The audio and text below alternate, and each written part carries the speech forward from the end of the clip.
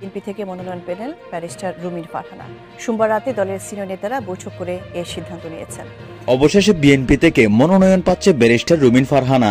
বুকভরা কান্নার পর অবশেষে ব্রাহ্মণবাড়িয়ার 2 আসন থেকে মনোনয়ন পেলেন ব্যারিস্টার রুমিন ফারহানা। তার প্রত্যাশিত ব্রাহ্মণবাড়িয়া 2 আসনে খালি থাকায় রাজনৈতিক মহলে নানা জল্পনা তৈরি হয়েছে। সম্প্রতি চ্যানেল 24-কে এক সাক্ষাৎকারে রুমিন ফারহানা এই বিষয়ে খোলাখুলি মত দেন।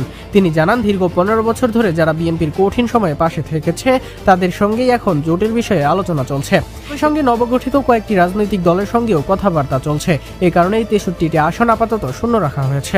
রুমিন ফারহানা বলেন, প্রতিটি আসনে এখন গড়ে 10 থেকে 12 জন করে মনোনয়ন প্রত্যাশী রয়েছেন, ফলে চূড়ান্ত প্রার্থী নির্ধারণ কঠিন হয়ে পড়ছে। বিএনপির রাজনীতিতে সাম্প্রতিক সময়ে সবচেয়ে আলোচিত নামগুলোর মধ্যে অন্যতম ব্যারিস্টার রুমিন ফারহানা। কিছুদিন আগেই দলীয় মনোনয়ন না পেয়ে সামাজিক মাধ্যমে কান্না ভেজা লাইভে আবেগঘন বক্তব্য দিয়ে তিনি দেশ জুড়ে আলোচনার ঝড় তোলেন। এই ভিডিও ভাইরাল হওয়ার পর বিএনপি নেতা কর্মী থেকে শুরু করে সাধারণ মানুষ পর্যন্ত নানা প্রতিক্রিয়া জানান। অনেকেই বলেছিলেন, একজন যোগ্য, মেধাবী ও সাহসী নারীকে দল অবহেলা করছে। তবে আজকে পরিস্থিতি যেন ভিন্ন দিকে মোড় নিচ্ছে। বিএনপি সূত্রে জানা গেছে, ব্যারিস্টার রুমিন ফারহানাকে পুনর্বিবেচনা করে ব্রাহ্মণবাড়িয়া 2 আসন থেকে মনোনয়ন দেওয়ার ব্যাপারে সর্বোচ্চ উচ্চ পর্যায়ে ইতিবাচক আলোচনা চলছে। দর্শক যে যেখানে আছেন, আশা করি ভালো আছেন। এই মুহূর্তে পাওয়া সবচেয়ে বড় ব্রেকিং নিউজ। আপনারা জানেন, বর্তমান বিএনপি দলের মনোনয়ন নিয়ে সামাজিক যোগাযোগের মাধ্যমে কিন্তু তুমুল আলোচনা এবং সমালোচনার ঝড় উঠেছে। কারণ বিএনপি দল যাদেরকে মনোনয়ন দিয়েছে এবং যাদেরকে মনোনয়ন থেকে বঞ্চিত করা হয়েছে, উভয় পক্ষে কিন্তু ভয়াবহ সংঘর্ষ হয়েছে এবং নিহত সহ আহত হয়েছেন আরো অনেকেই। কারণ যাদেরকে মনোনয়ন থেকে বঞ্চিত করা হয়েছে তারাই কিন্তু এই দলের করুণ পরিণতির সময় দলের জন্য তারা তাদের জীবনকে বাজি রেখেছেন এবং এই দলের জন্য দীর্ঘ বছর তারা লড়াই করেছেন, সংগ্রাম করেছেন। দর্শক, এত কষ্ট করার পরেও, এত লড়াই করার পরেও যারা মনোনয়ন থেকে বঞ্চিত তারা কিন্তু ইতিমধ্যে ক্ষিপ্ত হয়েছেন এবং ক্ষিপ্ত হয়ে তারা চিরতরে এই রাজনীতি থেকে, এই দল থেকে পদত্যাগ করে এবং চিরতরে তারা এই রাজনীতি থেকে সরে যাওয়ার সিদ্ধান্ত নিয়েছেন অনেকেই। দর্শক, এই বিষয়ের কিছু অংশ ভিডিওর শুরুতে শিরোনামে আপনারা দেখেছেন, বিস্তারিত পুরো ভিডিও জুড়ে।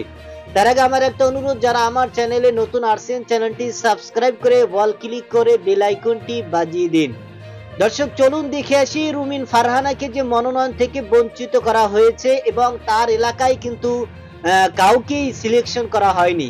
ইতিমধ্যেই সামাজিক যোগাযোগের মাধ্যমে গুঞ্জন উঠেছে যে এই রুমিন ফারহানাকে মনোনয়ন দেওয়া হয়েছে।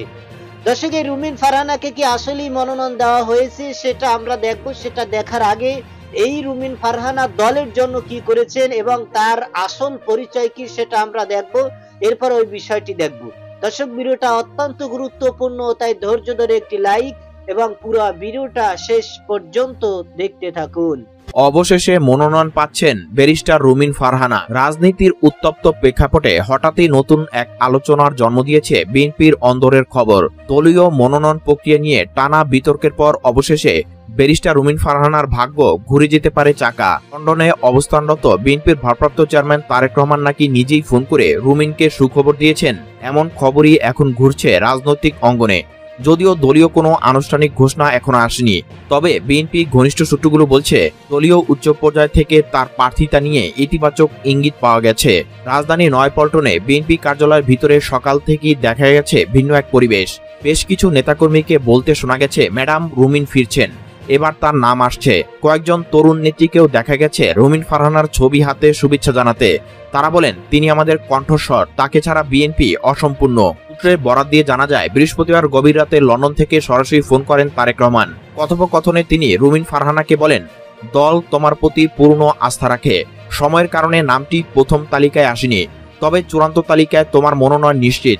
এই খবর শোনার পর থেকেই রুমিনের ঘনিষ্ঠ মহলে উৎসবমুখর পরিবেশ সৃষ্টি হয়। কেউ বলেন, এটি শুধু একজন প্রার্থীর নয়, বরং তরুণ নেতৃত্বের জয়। অন্যদিকে বিএনপি নীতি নির্ধারণী এক সদস্য নাম প্রকাশ না করার শর্তে জানান, মনোনয়ন বন্টনে তারেক রহমানের হস্তক্ষেপই ছিল মূল পরিবর্তনের কারণ।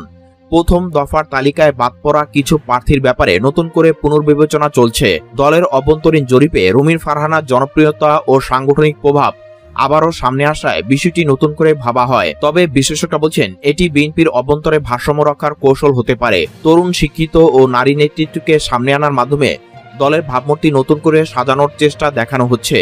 রাজনৈতিক বিশ্লেষক আব্দুল হান্নান বলেন, রুমিন ফারহানাকে মনোনয়ন দেওয়া হলে সেটা হবে দলের আধুনিকায়নের প্রতীক। তারেক রহমান বুঝতে পেরেছেন তরুণ প্রজন্মকে আকৃষ্ট করতে হলে তাকে আবারও সামনে আনতে হবে।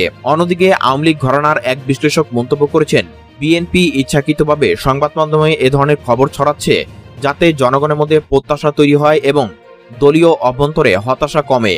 তবে বিএনপির কেন্দ্রীয় দপ্তর থেকে এখনো কোনো আনুষ্ঠানিক মন্তব্য পাওয়া যায়নি।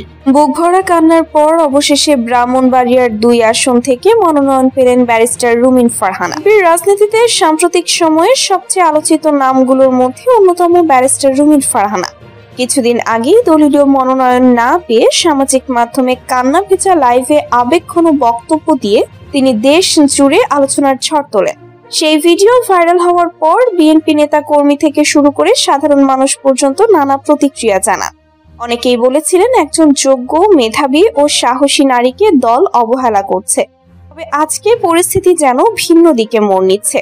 বিএনপি সূত্রে জানা গেছে ব্যারিস্টার রুমিন ফারহানাকে পুনর্বিবেচনা করে ব্রাহ্মণবাড়িয়া 2 আসন থেকে মনোনয়ন দেওয়ার ব্যাপারে সর্বোচ্চ উচ্চ পর্যায়ে ইতিবাচক আলোচনা চলছে। এই আসনে আগে থেকেই কয়েকজন সিনিয়র নেতার নাম প্রস্তাবিত থাকলেও রুমিন ফারহানার জনপ্রিয়তা, তার প্রতি তরুণ ভোটারদের আগ্রহ এবং সাম্প্রতিক আবেগঘন প্রতিক্রিয়ার কারণে দলের নীতি নির্ধারকরা অবস্থান পুনর্বিবেচনা করতে বাধ্য হচ্ছেন। বিএনপির একটি ঘনিষ্ঠ সূত্র জানিয়েছে, রুমিন ফারহানার প্রতি সহানুভূতির যে জোয়ার সৃষ্টি হয়েছে সেটি রাজনৈতিকভাবে দল উপেক্ষা করতে পারছে না। বিশেষ করে তরুণ প্রজন্মের অনেকেই মনে করেন বিএনপিকে নতুন করে জাগাতে হলে রুমিনের মতো তরুণ নেতৃত্বকে সুযোগ দিতে হবে। তার স্পষ্টভাষী অবস্থান, নারী অধিকার নিয়ে সোচ্চার ভূমিকা এবং সংসদে অতীতের জোরালো উপস্থিতি তাকে দেশের রাজনীতিতে আলাদা করে পরিচিত করেছে। অন্যদিকে ব্রাহ্মণবাড়িয়া এলাকায়ও এখন রুমিন ফারহানাকে নিয়ে নতুন উচ্ছ্বাস দেখা যাচ্ছে। স্থানীয় বিএনপি কর্মীরা বলছেন, আমাদের মেয়েটা যদি প্রার্থী হয় আমরা প্রাণ ভরে মাঠে নামবো। ইতোমধ্যে তার সমর্থকরা ব্যানার, পোস্টার এবং সামাজিক মাধ্যমে রুমিনকে চাই স্লোগান ছড়িয়ে দিয়েছেন। তবে দলীয় নীতি নির্ধারক মহলে এখনো কিছুটা মত পার্থক্য রয়ে গেছে। দলের একটি অংশ মনে করছে আবেগের জোয়ারে সিদ্ধান্ত নিলে তা ভবিষ্যতে রাজনৈতিক ভারসাম্য নষ্ট করতে পারে। আবার অন্য অংশ বলছে দলকে পুনরুজ্জীবিত করতে হলে রুমিন ফারহানার মতো জনপ্রিয় মুখকে মাঠে নামানো এখন সময়ের দাবি। এদিকে নিচে ব্যারিস্টার রুমিন ফারহানা আজ দুপুরে এক সংক্ষিপ্ত প্রতিক্রিয়ায় বলেন, আমি রাজনীতি করি আদর্শের জায়গা থেকে। আমি দলের সিদ্ধান্তের প্রতি শ্রদ্ধাশীল, তবে জনগণের ভালোবাসা আমার সবচেয়ে বড় শক্তি। তার এই মন্তব্যে রাজনৈতিক মহলে নতুন জল্পনা তৈরি হয়েছে। তিনি কি এবার সত্যি মাঠে নামছেন? অন্যদিকে বিশ্লেষকরা বলছেন, রুমিন ফারহানার আবেগঘন লাইভ ভিডিও শুধু সামাজিক প্রক্রিয়াই নয়, রাজনৈতিক চাপও সৃষ্টি করেছে বিএনপির ওপর। একদিকে দলের নারী নেতৃত্বকে তুলে ধরার প্রতিশ্রুতি, অন্যদিকে জনগণের সমর্থন, দুটির ভারসাম্য রক্ষায় এখন বিএনপি হিমশিম খাচ্ছে। দর্শক, যারা দলের জন্য দীর্ঘ বছর কষ্ট করেছেন, এই দলের জন্য যারা লড়াই করেছেন, সংগ্রাম করেছেন, নিজের পরিবার পরিজন, নিজের দেশ পর্যন্ত তারা ছাড়তে বাধ্য হয়েছেন, এমনকি তারা সর্বদা প্রতিনিহত তারা হুমকির মুখে ছিল। এত কষ্ট করার পরেও যেই সমস্ত নেতাকর্মীরা মনোনয়ন থেকে বঞ্চিত হয়েছেন, তাদের অবস্থা খুবই গুরুতর। কারণ তারা কখনো কল্পনাও করেনি যে তাদেরকে মনোনয়ন থেকে বঞ্চিত করা হবে। দর্শক, এই মনোনয়ন থেকে বঞ্চিত করার কারণেই কিন্তু তাদের ভক্তরা রাজপথে সড়ক অবরোধ করে, অগ্নি সংযোগ করে সেখানে অশান্তকর পরিবেশ সৃষ্টি করেছে।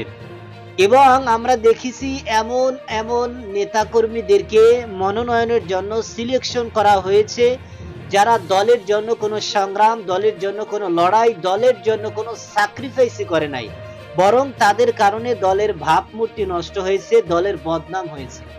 এমন অনেকেরই নির্বাচনের জন্য মনোনয়নের জন্য কিন্তু সিলেকশন করা হয়েছে, যে কারণে কিন্তু যাদেরকে বঞ্চিত করা হয়েছে, সিলেকশন করা হয়নি, তাদের ভক্তরা আরো ক্ষেপে উঠেছে এবং তাদের এই হৃদয়টা ভেঙে চুরমার হয়ে গেছে।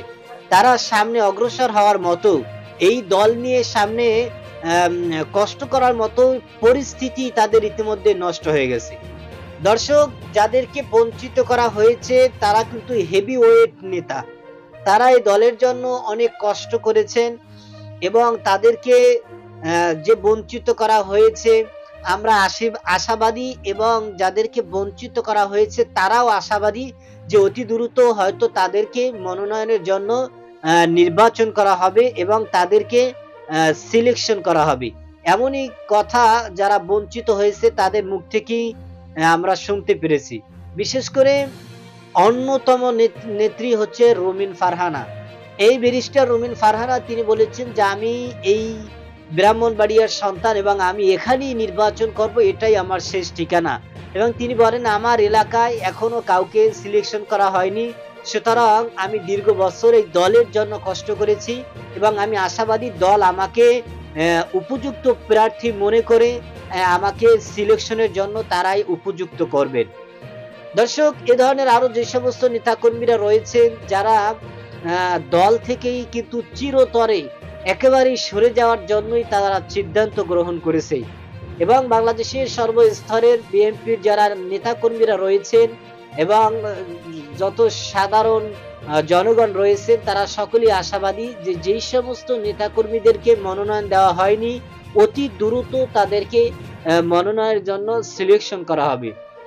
দর্শক, এ বিষয়ে আপনার যদি কোনো মতামত থাকে সেটা আমাদের কমেন্ট সেকশনে অবশ্যই জানাবেন এবং এই যে সমস্ত নেতাকর্মীদেরকে বঞ্চিত করা হয়েছে তাদেরকে এই বঞ্চিত করাটা ঠিক হয়েছে কি হয় নাই সেটা আপনারা আমাদের কমেন্ট সেকশনে জানাবেন। দর্শক, আজ এ পর্যন্তই। সুস্থ থাকবেন, ভালো থাকবেন, দেখা হবে আগামী কোনো ভিডিওতে, কথা হবে নতুন কোনো বিষয় নিয়ে। সে পর্যন্ত ভালো থাকবেন আর এ ধরনের নিত্য নতুন খবর পেতে আমাদের চ্যানেলটি অবশ্যই সাবস্ক্রাইব করবেন, শেয়ার করবেন, লাইক করবেন, আমাদের পাশে থাকবেন। আপনাদের পাশে থাকা আমাদের কাজকে আরো ভালো করার, আরো সামনে অগ্রসর হওয়ার আগ্রহ বাড়ায়। এজন্য আমাদের পাশে থাকার জন্য, আমাদের ভিডিওটা প্রতিনিয়ত দেখার জন্য, শেয়ার করার জন্য আপনাকে অসংখ্য ধন্যবাদ।